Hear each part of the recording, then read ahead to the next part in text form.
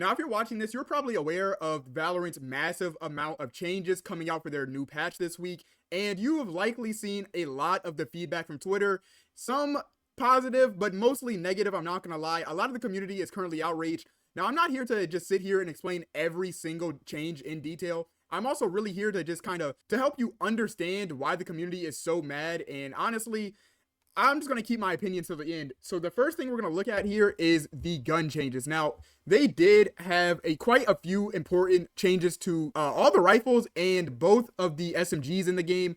First, the Phantom, Vandal, and Bulldog have gotten a buff really in their spraying ability. Now, what they've done is they've made the first few bullets that you spray on these guns way more consistent. For the rifles will change slightly. As you see here, there's not as much sway.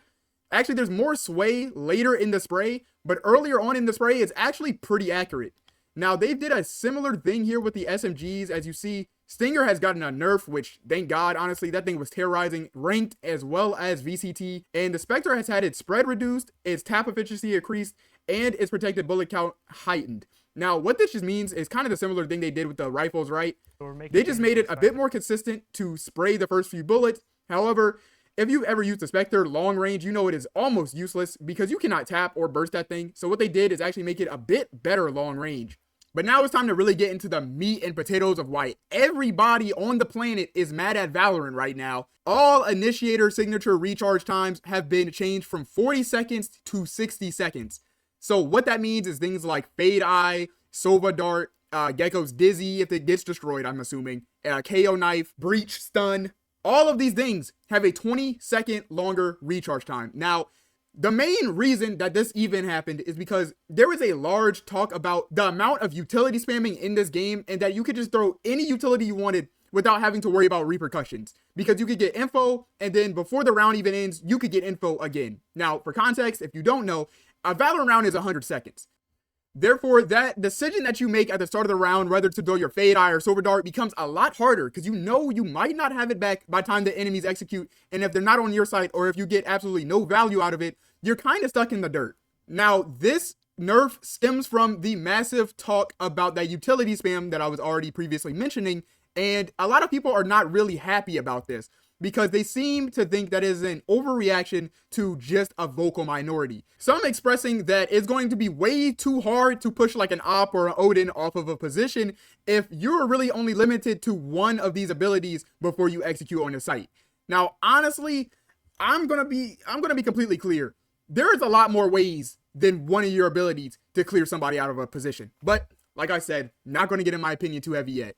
And they did a similar thing with the Sentinels here. Cooldowns increased on destroyed utility from 45 seconds to 60. So that's like your Cypher Cam, your KJ turret. Health also decreased on breakable utility. Is pretty bad for them because that's Sage Wall, Deadlock's Barrier, things like that. Meaning that it is a lot easier to just spray down a barrier or a Sage Wall and kind of just get away with it freely, right? Once again, this really just pushes that narrative that they just really want to decrease the amount of utility and how heavily utility affects every single round. And to be honest, they're trying to make it just more aim-based, which a lot of people don't like, and I'm going to get into that later.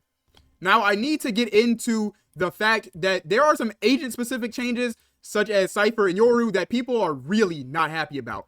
Now, Trapwire's effect has been changed. Previously applied to stun, but now it will only apply to slow, meaning that once somebody has the full Trapwire effect go off, it winds up and it, explodes or whatever. It doesn't stun them. They can still move. Granted, they'll be slower and they will be revealed, but the position will no longer be revealed during the wind up time. That means when someone hits a Cypher trip, they are not immediately exposed.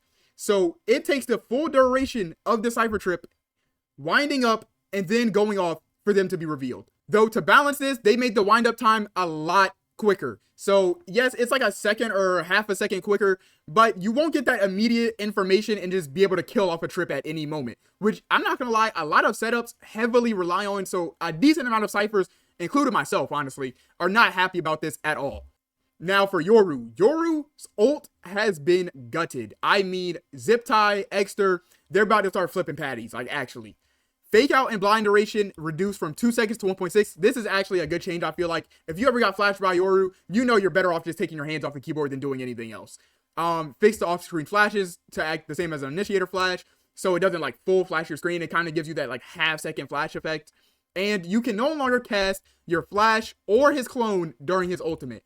So while you are in Yoru's ultimate, the only thing you can do is send his TP, which honestly, I'm not too sure about that. I mean, I guess he was really strong, like in the high levels, he was really strong. And people are kind of mad that they're balancing all of this very heavily based on just the high level, like Radiant Immortals and VCT, instead of kind of listening to the rest of the community. Some people say this also gets rid of a lot of the creativity on Yoru, but some counteract this point by saying the creativity is just kind of spamming util, which I can see both sides of. Now, people are not happy that duelists are not getting hit and affected as much as everyone else, and people are thinking that it's just going to heavily decrease the health of ranked, right? But here's where the arguing gets a little more nuanced. If the leaks are true, the idiot complainers on social media won and got the changes to a great game to make it worse. Now, like I said, people are not happy. People believe that the utility spam and all of that became a very popular opinion through a vocal minority, and that most players really thought it was like fine and more balanced as it was. Again, another well-known member of the Valorant community saying that the Valorant has a very bipolar community, and that if people complain about something, then they'll also complain that it gets fixed, which honestly, I kind of understand this is true. I feel like the same thing happened with Chamber, because if we're being honest, everyone complained about Chamber, and then when Chamber got nerfed twice, everyone turned their back against Riot's decision and started saying the Chamber nerf wasn't exactly fair, which I'm not a Chamber player, and I never fought that many good Chambers anyway. So to be honest, I'm not going to say too much about that. Now, Ziptie replying to this same tweet saying most of the people complying were a vocal minority, again, backing what I was saying previously. But now, because the entire game is changing, everyone is giving their opinion. So pretty much saying the Valorant community will keep quiet until something happens. However, to be quite honest, I feel like this is a thing that just happens between game devs in any competitive video game ever. People pretty much will outrage until something big happens. And because they're so familiar with how the game was previously, anything new will just be a shock to them and they can't really handle it. Now, honestly, I could see a lot of this complaining going away the second this patch comes out. I feel like a lot of the people complaining are just reading the notes and not exactly understanding what it will do to the game. Now, this has gotten so crazy that even CS2 news pages are reporting on Valorant, and they hate the game. But it's because that these nerfs are so crazy that people are now comparing Valorant to Counter-Strike, because the lack of abilities and the lack of util in the rounds, it's just going to feel like a 5v5 tactical shooter that's not a hero shooter to them. You know what I mean? So I can't really back this point. I think util is still going to play a massive part into everything. I mean, as long as util is in the game, it will always play a massive part. But I feel like it is being kind of blown out of It's being kind of blown out of proportion. However, on the opposite end of this same argument, people are saying that Valorant is becoming what it was actually originally meant to be and becoming more focused on gunplay, as the trailer originally said. Now, the trailer originally did say, you know, Project A was going to focus on precise gunplay. We all know. Now, for the last tweet here, I have somebody saying that a lot of people may not like the changes, but it is very likely going to be good for the game in the long term, and is going to help a lot with rebalancing and redistributing the power of a lot of agents. Now, there are some things I didn't show off, such as the standardization of stuns and flashes. Pretty much what they did is most of the stuns in the game, such as like Wingman or Breach Stun, are going to be really close in the amount of time that they stun you. And as well as they did a similar thing with the flashes, so like Sky Flash, Yoru Flash, they're pretty much the same amount of time now.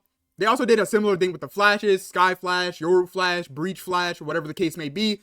When you get able to flash, it's going to feel like pretty much the exact same amount of time that you've been affected for, right?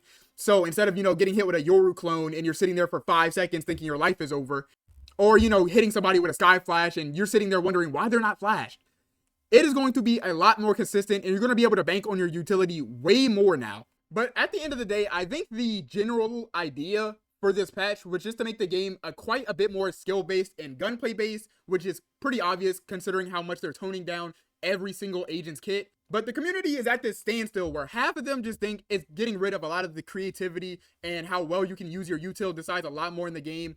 And some believe that the less util, the more skill you are really displaying by using it correctly. Some people think this is straight up just killing the fun of Valorant for the sake of making the skill ceiling higher, which, I mean, I can kind of see that point.